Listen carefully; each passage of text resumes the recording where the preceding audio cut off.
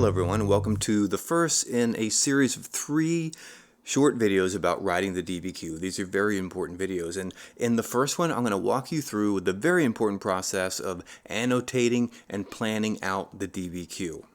Now I'm going to be teaching you directly how to do these steps because at the end of each of these videos I'm going to ask you to perform these tasks, and this will culminate in a day or two in you writing a full DBQ and assessing it by yourself. Don't worry, we're not going to share and grade these out. So without further ado, let's get on to the Chinese state building DBQ. So as a quick reminder, here's your basic DBQ. And remember, if you forget the rubric items, they're right on the front. Think of that as the recipe for the DBQ. Now, even more important is the second page, because the second page not only begins the documents, but it has this. It has the prompt. This is extremely important. So let's look at this prompt.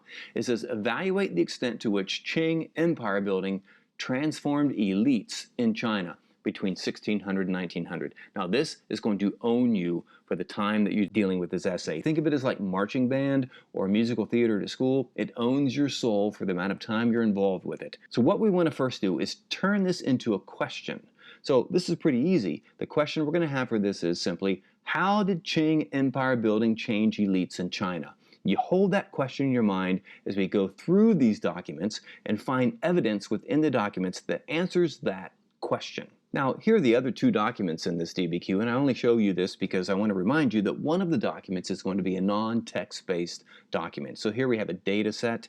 You could have a map, you could have an image, a picture, a photograph, or anything like that. So let's get our mise en place with this DBQ. So we turn to the 5 documents, and we hold that question in our mind that we created from the prompt, and we look for evidence of that question inside the documents. And there's going to be something in all the documents, by the way, that helps you answer that question.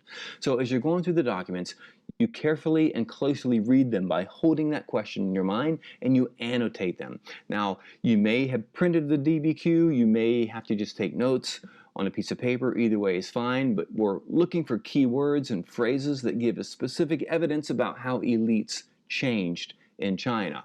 Now, once you've underlined or circled those key terms, what you do next is you write something in the margin.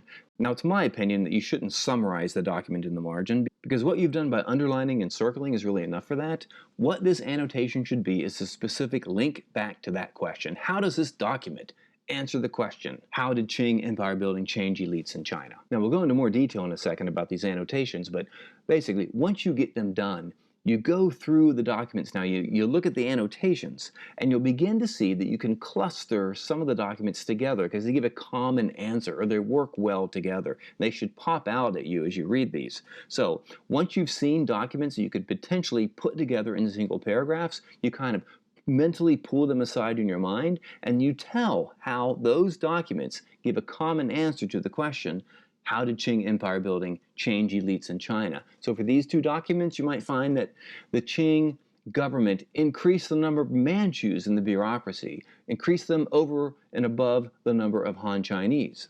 And with the remaining documents, you might find that these documents tell us that as the Qing came to power, the importance of Confucian scholarship among elites actually declined. Now, you could have another 3rd claim, that's fine. You could have 2 documents in a paragraph, 2 in a paragraph, and 1 by itself in a paragraph, that's fine. There's no one way to do this. It's what you do with the documents. But at this point, you perform a little check.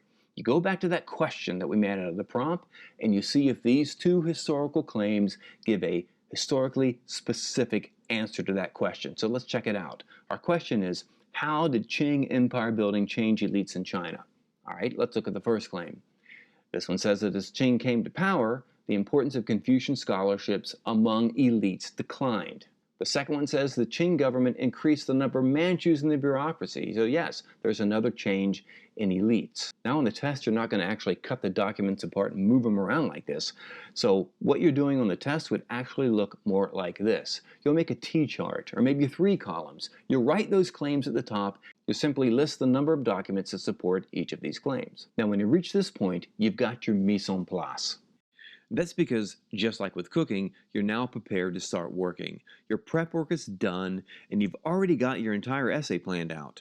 Those statements or claims that you made, well, if they answer the prompt question we created, then they combine to form the thesis statement. Those stacks or columns of documents we made, Each column becomes the documents used in a single paragraph. The topic sentence for each of these paragraphs are simply the same claims we made in the thesis. Your prep work or mise en place is done. Okay, so let's model what a complete annotation would look like. So let's go to the fifth document and look at this for a second. The first thing you need to do is look at the source line. These have been specifically crafted to give you the opportunity to source the document. So sourcing will be the subject of another video, but we need to set ourselves up for this in the pre-writing. For example, notice that in the attribution line, or the source line here, it says that the author was a Chinese nationalist, and he was writing the last few years of the Qing dynasty. So on the left side of this page, or in your notes, you might want to note anything historically relevant to background knowledge you can bring in to situate this document. For example, nationalism. You might mention that the Manchus were foreigners, and so the rise of nationalism led to inevitable tension between the ruling Chinese and Manchu elites. Or you could mention that at this point in the 19th century, the Manchu Qing dynasty was on the decline. China had been humiliated in the Opium Wars, and the Chinese were beginning to blame the Manchu elites, and many Chinese elites rebelled. Note that in both cases here, sourcing showed how both nationalism and this point in Chinese history were relevant to answering the question about changes in Chinese elites. That is absolutely important because that's the topic of this DBQ, and that's the argument that we're making. Now let's turn to the content of this document. Now, the author of this document is complaining about favoritism given to the Manchus in getting government posts, which are basically elite positions in Chinese society.